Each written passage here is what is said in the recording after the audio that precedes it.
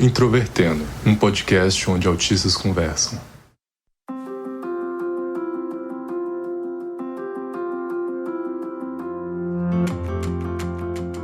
Olá para você que escuta o podcast Introvertendo e talvez tenha uma relação conflituosa com a religião. Meu nome é Thiago Abreu, sou jornalista, host deste podcast, diagnosticado com autismo em 2015, e hoje eu vou abrir um pouco do meu coração aqui juntamente com o Marcos. Eu sou o Marcos e eu vou começar falando da minha experiência subjetiva com a religião. No nosso caso, as igrejas evangélicas. E como a religião moldou e me afetou durante o meu crescimento, durante a vida. Durante esta semana, nós publicamos uma reportagem sobre religião, dividida em 4 episódios. E hoje, sexta-feira, nós publicamos este episódio que, na verdade, é uma espécie de complemento, mas não está dentro da reportagem. Nós vamos falar a nossa experiência como autistas fora do segmento evangélico. E se você nos ouve nas plataformas digitais, não deixe de conferir o nosso conteúdo que publicamos toda semana. Nós temos um Facebook, Twitter e Instagram que você pode encontrar buscando por Introvertendo. O nosso site é introvertendo.com.br e também temos um Padrim, caso você quiser nos patrocinar. O endereço é padrim.com.br/introvertendo. Vale lembrar que o Introvertendo é um podcast feito por autistas com a assinatura da Superplayer & Company.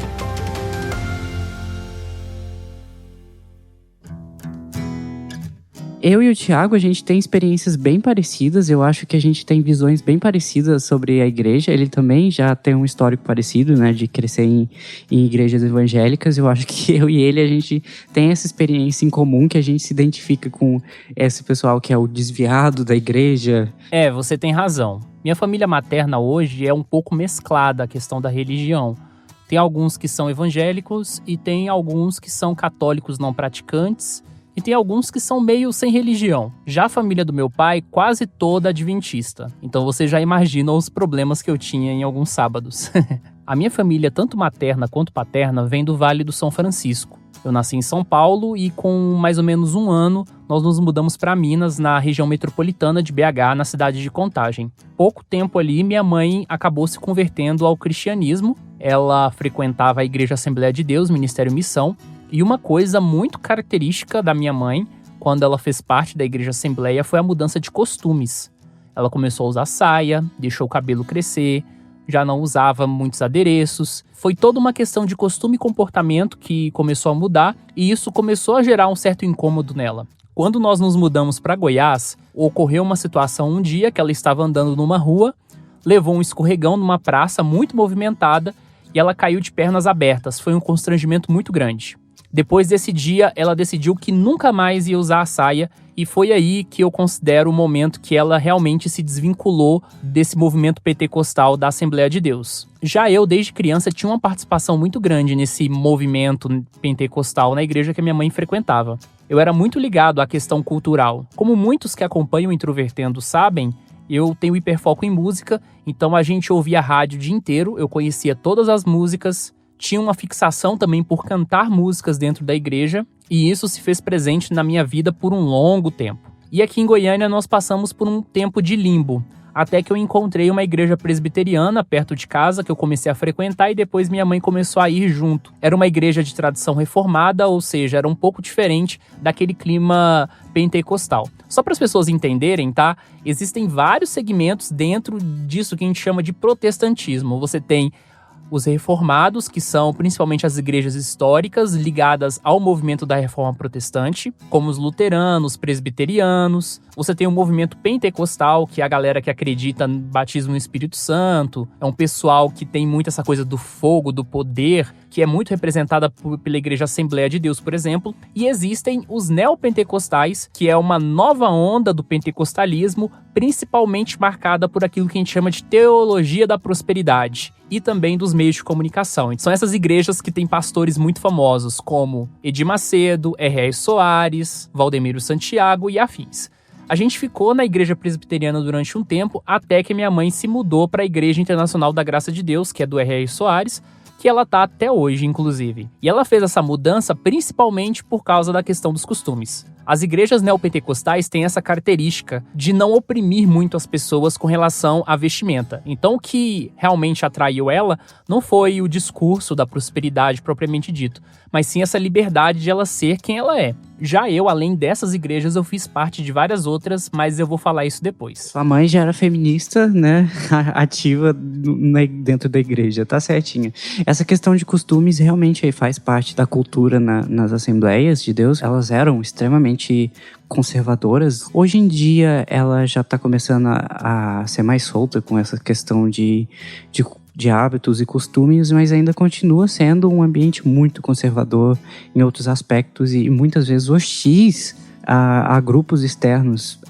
O que eu acho que é a pior parte da igreja hoje em dia. A gente era católico, a gente cresceu em Anápolis, eu nasci em Anápolis, e lá o pessoal é muito católico, é uma cidade com uma tradição católica muito forte, porque é uma cidade antiga, né? Devido à ascendência forte italiana que tem lá, da minha família, de várias famílias também, era uma região bem católico mesmo. A minha família era parte disso, elas iam em missa, elas tinham santos, as tias do meu pai, até hoje elas têm imagens de santos na casa, elas são bastante devotas, elas vão em missa, elas rezam o terço, oram Pai Nosso. Então, eu comecei nesse ambiente católico. Quando eu era criança, a minha mãe tinha uma santinha. Às vezes eu fazia uma oração, porque eu era uma criancinha comportada desde criança. Devido ao meu autismo, eu me apegava muito à minha mãe. Eu via ela como autoridade, então eu via ela rezando para que imagem eu fazia a mesma coisa, né? Que a minha mãe era o meu modelo. Até a adolescência, a minha mãe era um modelo muito importante para mim. Então eu seguia os costumes dela, eu rezava pra santa que a gente tinha. Às vezes eu ia em missa. Missa era uma coisa muito chata, mas que eu ia, porque era algo que você tinha que fazer. Inclusive, quando você é criança, missa é uma forma de tortura, né? Porque a maioria das crianças não gostam de ir em missa, porque é um ambiente muito chato mesmo. Desculpa, católicos, mas é verdade. Missas são extremamente chatas e para crianças, então, é um ambiente extremamente tedioso. E para missas, eu acho que para católicos é, na verdade, uma forma de sacrifício, né? Porque é uma coisa, você tem que ir pra missa, não sei o quê. Enfim, eu ia à missa até os 8 anos de idade, mais ou menos. Aí foi, a partir dos 9 anos de idade, minha mãe começou a ter depressão. E aí ela descobriu a igreja evangélica, ela foi pra Igreja de Cristo, que era uma igreja mais contemporânea, ela tem uma visão mais contemporânea do cristianismo, elas são mais alegres, cantam, tem um senso de comunidade. Elas parecem as igrejas americanas, sabe? E minha mãe se encontrou nessa igreja, que ela tava numa fase que ela tava bem deprimida, e ela se encontrou a comunidade dela, se melhorou e se converteu. Ela já se batizou, depois ela virou uma evangélica extremamente fiel, praticante, e ela acabou me carregando junto, né? Eu tive que ir para a Igreja de Cristo. De repente eu tinha virado evangélico, porque foi por influência da minha mãe, e eu acabei frequentando a igreja. Eu não gostava muito dessa igreja. As pessoas eram muito invasivas para mim naquela época. Eu sou do tipo que eu gosto da minha bolha pessoal, e ela era do tipo que você tinha que invadir a bolha pessoal do próximo, porque tinha que criar esse senso de comunidade que é bastante... É bem típico das igrejas evangélicas americanas, sabe? Você tem que abraçar o próximo, ter que falar com ele, ter que cantar muito músicas mais alegres pra eles, né? Que eu achava as músicas chatas pra caralho. Vira pro lado do teu irmão e diga: você é mais do que vencedor. Mas eu achava um ambiente meio invasivo por causa disso. Eu tinha dificuldade de interação com o pessoal nessa época. Eles eram mais neurotípicos nessa igreja e eu era mais isolado, e eles me cobravam por ser isolado. Eles falavam que eu era uma criança mais quieta, que eu era meio sonso, que não me interagia.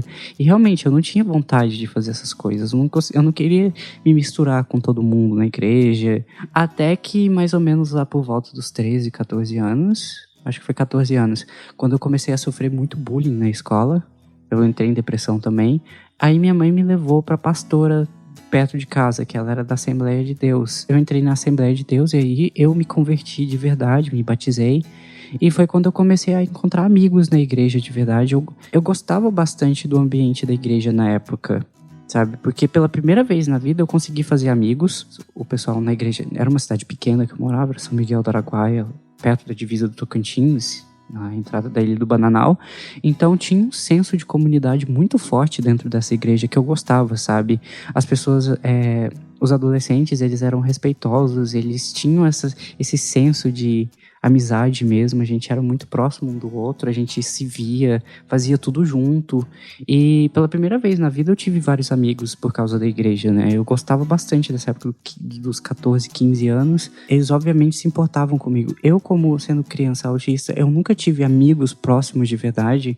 Eu sempre tive esse senso de isolamento. Nunca ninguém se importar comigo, ter essa sensação de não ter amigos, de alguém que se importa com você. Pela primeira vez eu tinha uma comunidade ao redor de mim, de pessoas que gostavam de verdade de mim, eu gostava delas, e a gente tinha essa comunidade na época, era muito legal. Esse é o lado vantajoso da igreja, sabe?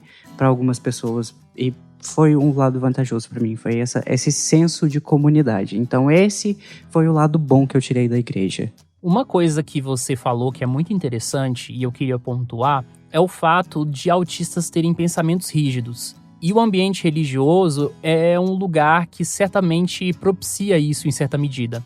Eu, por exemplo, com uns 10 a 12 anos, eu era tipo um evangélico anticatolicismo total. Eu era muito chato, muito intolerante, eu levava as coisas muito a sério. E uma coisa que eu preciso pontuar nesse episódio, né? A minha prática dentro da igreja, ela sempre foi levada com muita seriedade, pelo menos para mim mesmo. Tanto é que até hoje eu tenho muito conhecimento sobre as questões religiosas, embora não faça parte.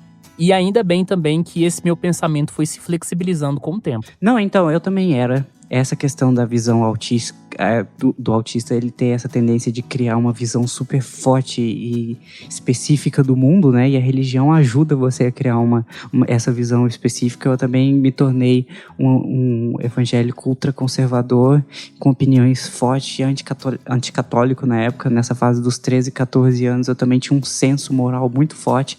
Eu acho que isso é parte do autismo, né? Do autista na religião. É um ambiente que a gente acaba ficando bem chato mesmo. Eu tive isso também. Com certeza. Outro aspecto importante que você falou é a socialização. Uma coisa muito comum em autistas que têm diagnóstico tardio, como você e eu, é o fato da escola ser o ambiente em que as nossas dificuldades de interação são mais explicitadas. E eu acho que a igreja é um outro lugar muito frequente que não necessariamente as pessoas prestam atenção. Durante grande parte da minha infância e adolescência, eu fiz parte de comunidades pequenas. Então eu não tive tantos problemas com isso. Na verdade, a igreja era um ambiente que eu poderia desabafar numa relação vertical com o divino sobre o bullying e sobre as agressões que eu sofria. 2007, 2008 foram anos muito difíceis na minha vida, eu lembro bem, e eu ia pra igreja e era como se fosse o céu, sabe, onde eu ia. Porque era o lugar que eu realmente me sentia aceito, porque era o lugar que eu realmente sentia um certo nível que eu poderia chamar de paz, de tranquilidade. E eu voltaria para a vida social, para a vida, entre aspas, mundana, apanhar de todo mundo, sofrer agressão verbal e que no final de semana eu voltaria para descarregar e tudo mais. Você falou que a sua vida começou a deslanchar em termos de socialização nesse espaço, mas quando que as coisas começaram a dar errado? Então, nesse aspecto eu concordo com você sobre... No começo, a igreja ser um lugar para um refúgio que a gente sofre bastante bullying na escola, então a igreja se tornou um lugar mesmo de refúgio. Mas eu acho que eu dei sorte porque eu me tornei muito sociável na igreja, sabe? Nessa época da igreja, eu comecei a me soltar bastante, eu comecei a ficar uma pessoa agradável. Eu era bastante sociável, o pessoal gostava de mim, do meu jeito excêntrico de ser também, porque eu tinha um jeito excêntrico, mas eu me tornei extremamente sociável. Eu não sei o que aconteceu. Eu acho que é por causa da fase também, da adolescência. A gente se torna muito sociável nessa época. E a parte que tá todo mundo extremamente sociável é a época que a gente tem mais contato um com o outro. E eu dei sorte de, na minha igreja, eu ter criado essa comunidade na Assembleia de Deus. E dos meus amigos terem sido maravilhosos comigo. E terem sido pessoas que, na época, eu achava que eu tinha encontrado o pote de ouro. Então, não cheguei a sofrer bullying nessa igreja, mas esse é o lado positivo da igreja. Isso foi o que eu tirei de bom da igreja, da época, mas hoje em dia eu não tenho mais paciência para a igreja, tem vários pontos negativos que eu gostaria de discutir depois. Tá, mas você não respondeu minha pergunta. Quando que as coisas começaram a dar errado? Aí que tá, porque o meu problema com a igreja não foi com as pessoas em si, eu não sofri bullying e tal, mas é com a ideologia da igreja. A partir do momento que eu voltei a estudar, porque eu parei de estudar por um bom tempo, eu parei de ler, eu me tornei muito religioso. Quando eu estudava era algo de religioso. Eu queria ser teólogo, eu queria virar pastor, porque eu acabei focando demais, hiperfocando nos ensinamentos religiosos e eu criei um sistema moral muito fixo, uma visão de mundo bem fechada na igreja, sabe? Eu virei um evangélico conservador. Aí começaram a surgir os conflitos internos, né? Porque eu não tinha desenvolvido o meu pensamento crítico ainda nessa época. Então eu absorvi as coisas da igreja e virou meu hiperfoco e eu virei uma pessoa extremamente religiosa.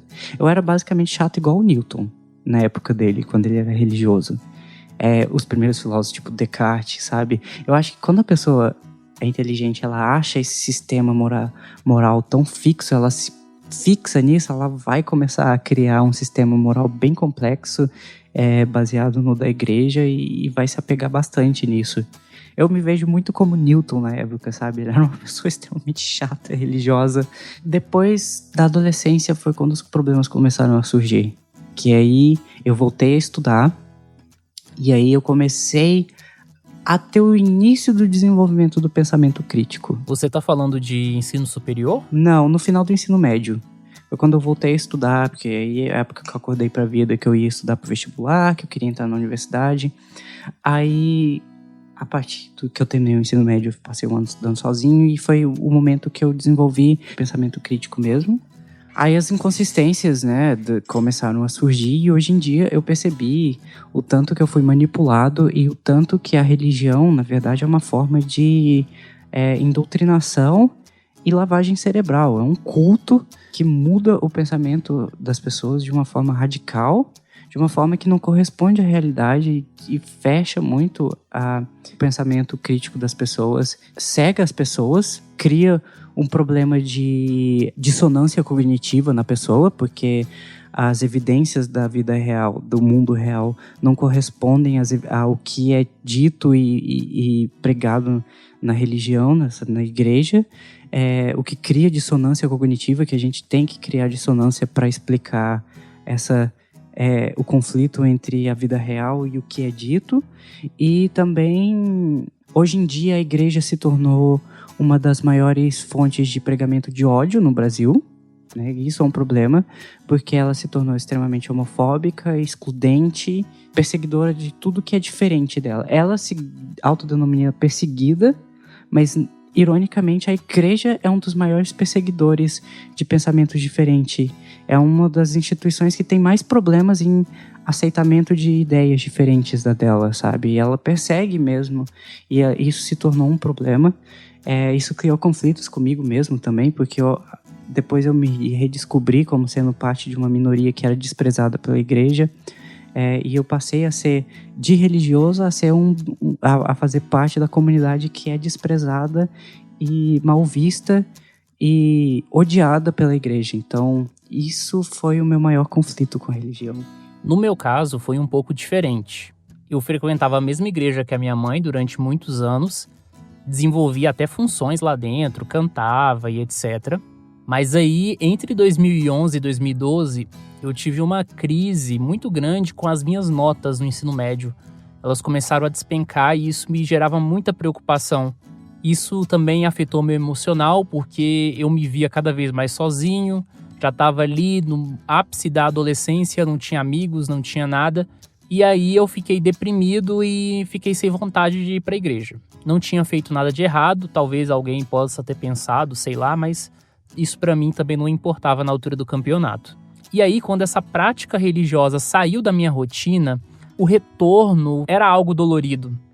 Eu voltei a frequentar, mas não era a mesma coisa de antes.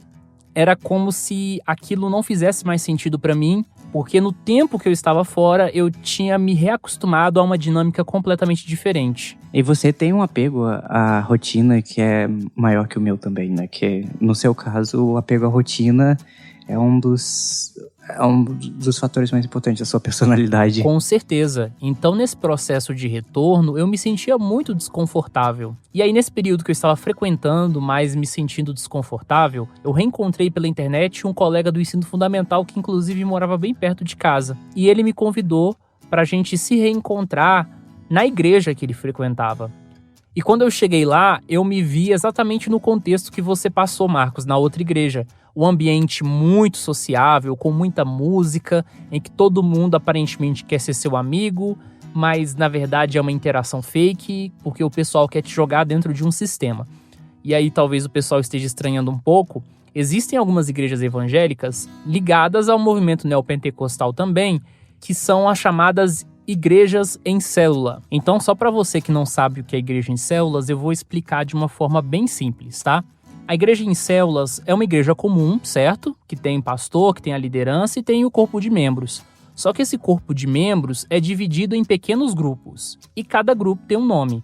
Esses grupos são liderados por uma pessoa. Não necessariamente essa pessoa é uma pastora ou um pastor, mas essa pessoa tem um certo grau de instrução sobre a Bíblia, e essa pessoa junta todo mundo do seu grupo num ambiente, numa casa, em que as pessoas leem a Bíblia e fazem orações. Então, às vezes, esse grupo se reúne nesse ambiente doméstico no sábado, e a igreja tem um culto geral no domingo.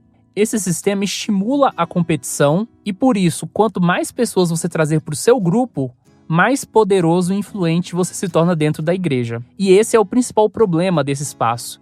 Porque você interage com as pessoas não por um interesse genuíno em construir uma relação com elas, mas pelo que elas podem te oferecer de poder se elas estiverem com você. Isso é verdade, essa de células. É igual a Igreja de Cristo, a primeira que eu participei.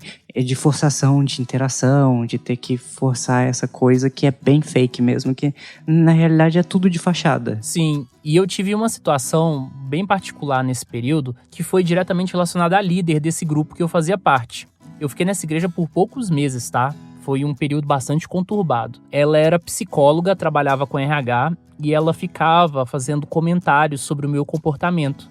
Então, assim, eu era uma pessoa pouco sociável, já era meio questionador, o pessoal olhava com uma certa desconfiança e ela sempre ficava fazendo apontamentos que me deixavam desconfortável. Teve um dia específico que ela chegou e eu fui cumprimentá-la como todo mundo fazia, dando um abraço. E aí ela falou na frente de todo mundo, quem abraça desse jeito é porque quer soltar logo. E aquilo me deixou muito chateado. Para quem passou a vida inteira sendo rotulado de estranho, sofrendo bullying, etc., eu fiquei voltando para casa com a cabeça muito confusa, tentando entender o que havia de errado comigo. E foi nesse dia que eu iniciei por uma busca por respostas, que tempos depois me chegou ao diagnóstico de síndrome de Asperger. Então, pelo menos, alguma contribuição isso teve. Sem falar que ela sempre arrumava alguma das situações para poder trazer alguma lição de moral pra mim, falando, olha, tá vendo que você precisa fazer amigos? Até que chegou um dia que ocorreu uma pregação sobre um tema que, particularmente, teologicamente, dentro da lógica cristã, pra mim era absurdo, que algumas igrejas em células acreditam que é o conceito de maldição hereditária, que seria o fato de que existem famílias que carregam maldições em suas várias gerações e que você precisa passar por um ritual para quebrar isso. Dentro da lógica cristã, isso para mim não faz o menor sentido, já que a morte de Jesus Cristo representaria isso. Então você não precisaria passar por uma sessão de maldição hereditária. Mas enfim, houve essa pregação, para mim foi a gota d'água, e aí eu decidi que eu não ia frequentar mais lá. E aí eu voltei para a busca de uma nova igreja. Conheci uma igreja muito legal, que já tinha uma outra vertente teológica que as pessoas chamam de teologia da missão integral, ou seja, eu caminhei mesmo em todas as possibilidades do segmento evangélico. Era uma igreja que eu era muito bem recebido, muito respeitado. Tinha também lá os pequenos grupos, mas não eram células e que não promoviam competição dessa forma. Mas, de novo, veio a questão da rotina. Foi o período que eu comecei a trabalhar e fiz algumas amizades, o pessoal que virou meu amigo no episódio 69. E aí eu percebi que tinha um mito que foi quebrado na minha vida naquele momento. Porque eu sempre tinha aquela ideia da pessoa desviada como uma pessoa triste, como uma pessoa incerta, como uma pessoa perdida. Uma pessoa que só seria feliz de novo se ela retornasse. E que ela viveria uma vida de pecado e enfim. E eu precisei me afastar da igreja temporariamente por causa do meu cursinho pré-vestibular. Os dias e horários não batiam. E no final de semana eu tinha aquilo que autistas muito frequentemente têm, que é aquele cansaço social. Então não tinha possibilidade de eu frequentar a igreja enquanto eu estivesse fazendo cursinho. Então eu fiquei cerca de 6 meses sem frequentar. O pessoal sabia que era por causa dos estudos. E aí quando eu tentei frequentar de novo, não fazia sentido. Porque eu percebi que nesse período que eu estava fora da igreja, entre aspas, eu estava muito mais feliz do que na época que eu estava dentro. Eu tinha amigos, eu era respeitado, eu tinha uma vida saudável. Aquela ideia de infelicidade, promiscuidade, pecado, era algo que não fazia parte da minha trajetória. E aí eu fui entender que essa imagem que criam do desviado, do desgarrado, é muito característica para que você sinta medo, para que você tenha preconceito com as pessoas que estão do lado de fora. Então, nesse último culto que eu fui, eu cheguei à conclusão de que aquilo não fazia mais sentido para mim e não frequentei mais. Até hoje minha mãe não entende muito bem quais são as razões que me fizeram sair, mas a verdade é que não tem muito segredo. Chegou o momento que aquilo parou de fazer sentido e eu vi que eu estava muito mais feliz fora do que dentro. E também não carreguei nenhuma mágoa de ninguém, porque essa última igreja que eu fui realmente era um ambiente legal, mas o meu tempo já tinha passado. No meu caso, a fratura veio mais por conflitos internos entre eu e a religião, e depois percebeu tanto que existiam inconsistências nos ensinamentos cristãos. Hoje em dia eu vejo a Bíblia como um livro que foi escrito há mais de 2000 anos por uma comunidade pequena no meio do Mediterrâneo. Foi escrito num contexto de uma tribo pequena. Ela tem muitas atrocidades escritas, é um livro extremamente violento também. Contraditório entre si, tem contradições, porque não é um livro apenas, são vários livros escritos por diferentes pessoas ao longo de diferentes épocas. Então ela tem vários conflitos entre si. Não existe evidência para basear nada do que é ensinado na realidade. E isso foi o que me afastou da igreja no final das contas, e o fato de que eu ter descoberto que a igreja, ela prende muitas pessoas à base de medo. Ela me prendeu bastante na doutrina cristã por base de medo. Ela ameaça você se você se afastar, então ela te prende pelo medo. Eu percebi que eu tinha sido traumatizado por uns livros que eu tinha lido quando eu era mais novo, sobre a revelação divina do inferno e tal, e como eu iria sofrer pro resto da eternidade se eu não fizesse tal e tal, se eu não acreditasse em tal e tal. E como eu sou uma pessoa que eu desenvolvi meu pensamento crítico depois que eu terminei o ensino médio e tal, e passei a estudar, quando eu comecei a questionar, o fato de você questionar, você vai diretamente contra os ensinamentos, e por causa disso você vai vai ser punido, vai sofrer de uma forma extremamente cruel, bizarra, e isso leva ao medo e é o que leva a prender as pessoas. Eu percebi que muitas vezes o cristianismo te prende, e as religiões em geral, elas te prendem à base do medo. E isso é um problema que eu percebi mais pra frente, e por causa disso eu sou totalmente contra religiões. Eu vejo o impacto negativo que tem no bem-estar emocional da pessoa, e é exatamente o contrário do que ela prega fazer, né? Que é melhorar o seu bem-estar, quando na verdade ela tá piorando, ao te prender com medo, ao te fazer não questionar. A comunidade muitas vezes é criada de uma forma superficial, não existe na realidade, e você tenta forçar coisas que na prática não funcionam. Uma das características mais importantes do autismo é a dificuldade de interação social. E falar sobre desligamento de religião envolve uma coisa que é muito complicada para todas as pessoas no geral, que é o fato de que quando elas fazem parte de uma igreja, de uma instituição, o círculo social delas muitas vezes gira em torno disso. Eu fico imaginando que para autistas que passam por esse processo é algo muito doloroso. Pelo menos para mim, em certa medida, foi um pouco complicado, porque eu nem tinha vida social. Então a igreja era o meu ambiente de vida social diferente da escola ou do trabalho. E aí quando eu saí da igreja eu não tinha para onde sair. Eu tive que redescobrir a cidade, inclusive. E foi traumático pra você, Marcos? Não no meu caso, porque como era todo mundo adolescente na época que eu era da igreja, acabou que o fato de todo mundo se afastar e seguir o próprio rumo da vida foi algo natural, porque a gente já estava terminando o ensino médio, então cada um foi para uma cidade, uma parte ficou na cidade e continuou na igreja até hoje. A outra parte foi para Goiânia, outro foi para outras cidades ao redor, e cada um foi naturalmente se afastando como parte do ciclo da vida da gente entrar na vida adulta, e cada um seguiu o destino e a gente não se vê mais, que é uma parte do ciclo da vida. Então, para mim, não teve essa retirada traumática de perder o ciclo social, porque foi algo natural que ocorreu, porque iria ocorrer naturalmente de qualquer jeito. Porque quando eu saí da igreja, eu também mudei de cidade. E aí eu parei de frequentar a igreja, porque eu já não queria mais. Aí a igreja, depois que eu saí de São Miguel do Araguaia, eu fui pra Inhumas. Eu não gostava de Inhumas, não gostava do ambiente da igreja, não consegui fazer amizade, não fiz questão de continuar indo na igreja na época. Então, pra mim não teve essa ideia do trauma. Mas eu completamente entendo o que você disse, porque realmente, se eu tivesse me afastado assim e fosse o meu único ciclo social, teria sido algo que teria mudado completamente minha rotina e teria sido algo mais traumático. Mas na minha experiência pessoal isso não aconteceu, então...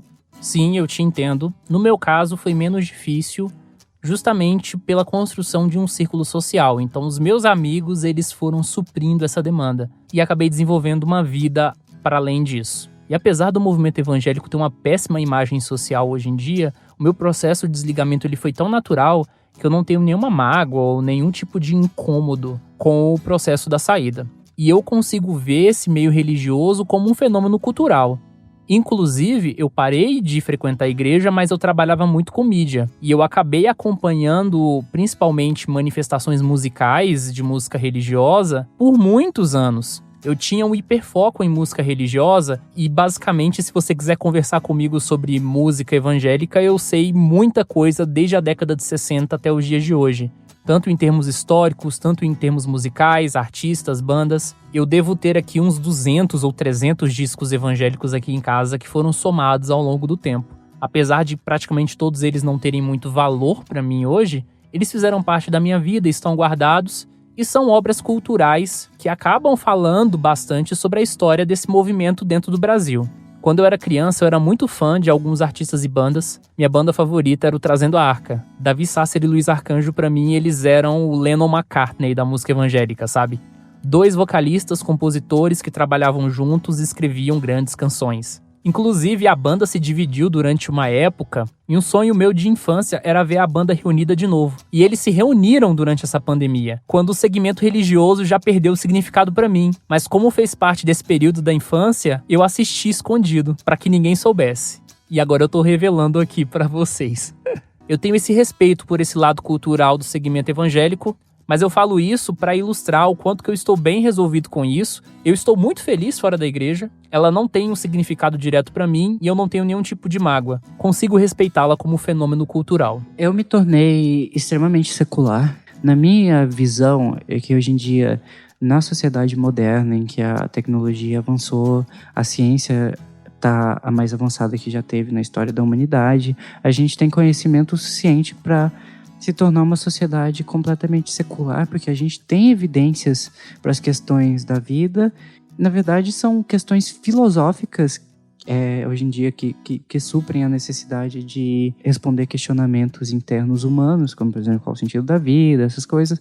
Hoje em dia seria a filosofia que daria essas opções e você não necessariamente precisaria de religiões. Você tem outros tipos de instituições que criam ambientes sociáveis, que não forçam tanto também, então você não precisa de religião para isso. E eu acho que religiões são extremamente limitantes também, pelo fato de que elas limitam o seu ponto de vista do mundo, que elas não permitem que você explore. Talvez a única exceção fosse o budismo, que é a única religião que eu conheço que tipo, incentiva a exploração. Porque as outras são extremamente limitantes, elas limitam a sua visão de mundo, elas limitam o que você pode entender do mundo, uma forma de atraso, de atraso de progresso social. Sinceramente, essa é a minha visão moderna sobre religião. Mas, claro, tem pessoas que acham conforto na religião, mas eu, sinceramente, acho que são pessoas que não conseguem se resolver bem consigo próprias, porque eu consegui me resolver com as questões filosóficas, qual o sentido da vida e tal, por que eu existo, de forma secular e sem precisar de deuses e explicações místicas ou supernaturais. Então eu acho que pessoas que precisam de religião para achar conforto são pessoas que não conseguem se resolver bem com a realidade. Então essa é a minha visão. Tá, você pode achar conforto no seu Deus, eu totalmente respeito nisso. A minha tia, por exemplo, ela tem câncer e eu vejo o tanto que a religião dá força para ela. A minha mãe teve uma vida difícil, eu vejo que Deus dá conforto para ela e eu não vou contra isso, jamais, eu respeito. Sabe? Eu acho que o respeito é importante, mas internamente eu acredito que são pessoas que não conseguem se resolver consigo mesmo e com a realidade do mundo, que a realidade é algo difícil demais para aceitar para algumas pessoas e que elas necessitam de algo supernatural, de algo um contato social. Tudo bem, eu respeito isso, mas eu acho que é algo limitante. E eu queria dizer que eu fico muito feliz por ter gravado esse episódio e por ter feito essa reportagem também junto com o Victor. Foi algo muito bom pra mim ver tantas diferentes visões. Foi tão bom gravar isso aqui agora com o Marcos, porque ao longo dos anos que a gente se conhece, a gente sempre conversou muito sobre isso. E espero que se você estiver passando por alguma tensão, que isso também se resolva com você. Um abraço e até o nosso próximo episódio. Olá pessoal, vou trazer aqui com vocês algumas leituras de e-mails e tem muita coisa para essa semana, então vamos lá. A Patrícia Garcia mandou um e-mail sobre o episódio 113, Messi não é autista. Vamos lá. Confesso que estava com um pouco de preguiça para ouvir o episódio 113, Messi não é autista. Achei que seria meio bobo e superficial, mas me surpreendi positivamente. O caso do Messi foi apenas o plano de fundo para uma reflexão interessantíssima sobre fake news e outros assuntos importantes. No fim das contas, acho que foi um dos meus episódios favoritos do Introvertendo. Eu também sou jornalista e apesar de ser uma profissão muito desafiadora para mim e que eu não gosto muito de exercer, aprecio essas discussões mais teóricas a respeito da comunicação. É curioso que jornalismo não foi minha primeira opção de curso superior. E desde o início do curso, eu percebi que ser jornalista não era minha praia, por assim dizer, mas me interessava bastante pela parte da comunicação em si. Talvez por ser uma deficiência em mim, eu gosto de analisar e aprender mais sobre o assunto. Acho importante citar que eu não tenho diagnóstico de autismo. Comecei a suspeitar há 2 anos e meio, mas por não ter encontrado um especialista em autismo adulto no meu estado, somado com um misto de ansiedade social e não saber lidar com situações diferentes, acabei não indo em busca de uma investigação com profissionais. Mas gosto de ouvir o podcast, pois me identifico com várias coisas e algumas reflexões me fazem amadurecer e pensar em novas formas de lidar com minhas dificuldades. Inclusive, resolvi que finalmente chegou a hora de ir em busca de um diagnóstico, seja ele qual for. Só falta tomar coragem, risos. Patrícia, muito obrigado pelo seu e-mail. O episódio do Messi foi muito engraçado. Eu vou contar uma história bem rápido aqui, que seria um episódio que eu gravaria junto com o William Timura e com a participação do Pedro Henrique Kishi. E aí chegou na hora de gravar, o William não apareceu, o computador do William tinha estragado, ele tinha perdido todos os horários, toda a organização que ele tinha, e aí eu cheguei pro Kish e falei, bora gravar? Bora! E aí eu e o Pedro gravamos assim de uma vez só, foi o episódio mais rápido, acho que já gravado na história do Introvertendo, e eu mesmo fiquei muito surpreso depois com a qualidade no final, porque realmente muita coisa ali surgiu no momento, sabe, da discussão. E até onde eu percebi, foi um dos episódios que as pessoas mais curtiram este ano até agora do Introvertendo. O segundo e-mail é do Michel do Lago. Não sei se é Michel, Michael, então desculpe desde já. Bom dia, tenho 46 anos, não sou diagnosticado, mas algumas razões me despertaram interesse sobre o assunto. E já digo de início que aprecio o trabalho de vocês. Gostaria de sugerir que abordassem o fenótipo ampliado do autismo, ou seja, características semelhantes às do espectro frequentemente constatadas em familiares de indivíduos diagnosticados no espectro, sem que, entretanto, tais familiares as apresentassem de modo suficiente a descaracterizá-los como neurotípicos. Parece-me que indivíduos com a antiga síndrome de Asperger são, dentro do espectro, os que mais se aproximam da neurotipicidade. Aqueles com fenótipo ampliado ocorreria justamente o contrário, isto é, estes últimos, entre os neurotípicos, seriam os que mais se aproximam do espectro. É um tema intrigante que talvez seja mais uma evidência de que o espectro esteja mesmo correlacionado às causas genéticas. Fica a minha sugestão e, desde logo, os agradeço. Obrigado, Michael, pela mensagem. Gostamos muito da sugestão. Vamos fazer isso algum dia, talvez ano que vem, beleza? Nosso terceiro e-mail vem da Caroline Marques. Ela diz o seguinte: olá, pessoal. Antes de falar do meu irmão autista, gostaria de parabenizar o trabalho de vocês. Sempre tive muita preocupação se autistas tinham oportunidades ou até mesmo conseguir fazer faculdade, trabalhar e etc. Vocês são minha inspiração de querer aprender mais e mais sobre o autismo, já que meu sonho é ser psicóloga infantil com foco em autistas. Então, sobre meu irmão. Ele tem 14 anos e foi diagnosticado aos 5 anos, se não me engano. Demoramos o diagnóstico porque até os 4 anos ele agia como criança da idade dele, brincava, se comunicava, bagunçava e etc. Teve seus atrasos, mas a minha mãe não se preocupou tanto porque também tive dificuldades para aprender a falar, andar, escrever, etc. O episódio 97, que é Todo Mundo é um pouco autista, me fez até pensar por pensar que todo mundo é um pouco autista. Depois, ele começou a ser uma criança mais agressiva, mais isolada, com dificuldade de interações com pessoas de fora do vínculo dele. Depois do diagnóstico, ele teve acompanhamento psicológico e da psicopedagoga. Hoje, ele está muito bem, é incrível a evolução que ele teve com o passar dos anos. Está um pouco atrasado agora, porque ano passado minha mãe precisou cancelar o plano de saúde e o SUS no Rio está muito caótico. O que me chama a atenção do diagnóstico dele é que no papel não está com o CID do autismo, e sim o CID do TDAH. O autismo só é diagnosticado de boca. Vocês acham que há uma insegurança dos médicos em dar o diagnóstico de autista? Porque ele passou por pelo menos 3 psicólogos, fora os outros médicos que falei, nenhum coloca no papel. Agradeço a atenção. e ela pediu o tema autistas em escolas públicas. Caroline, gostei muito do seu tema, nós vamos fazer. Falar sobre autismo na escola envolve vários aspectos, né? Desde o processo educacional, o tipo de escola, as discussões sobre inclusão que existem no Brasil. Então a gente vai fazer sim algum dia. Sobre o seu questionamento, é uma coisa muito interessante aqui a gente conversar, porque realmente existe essa questão, tá? Muitos profissionais, eles se negam a entregar o laudo, eles acham que enquanto estiver no boca a boca tá tranquilo, e aí quando vai passar pro laudo a pessoa volta atrás. Isso ocorre muito com autistas adultos. É uma situação realmente muito complicada. O nosso último e-mail vem da Arlete Macarenco. Bom dia, por favor, gostaria de saber como é a interação do autista leve com seus familiares. Meu filho foi diagnosticado recentemente, tem 19 anos, muita dificuldade em relacionamentos, concentração na escola, gosta muito de jogos na internet, dorme mal e em casa a comunicação é muito difícil. Nos causa muito sofrimento porque parece que ele está distante de nós. Gostaria de saber como é a vida de vocês neste sentido. Olha, Arlete, essa questão que você perguntou dá um episódio completo que nós vamos fazer, tá? Inclusive é algo que nós já pensamos em gravar, porque muitos pais e mães que são ativistas do autismo, né, dentro da comunidade, eles olham para nós autistas adultos e eles pensam que os nossos pais são iguais a eles. E na verdade não é bem assim. Eu conheço muitos autistas adultos que têm uma relação muito ruim com a família, é um processo completamente diferente, uma trajetória de vida completamente diferente, e a gente com certeza vai falar isso em um episódio completo, prometo isso, talvez não para este ano, mas o ano que vem com certeza isso vai rolar, e é um tema que a gente considera muito relevante de ser dito. Se você tiver mensagens para enviar pra gente, escreva para ouvinte@introvertendo.com.br que nós leremos aqui no Introvertendo, beleza, pessoal? Até a próxima semana!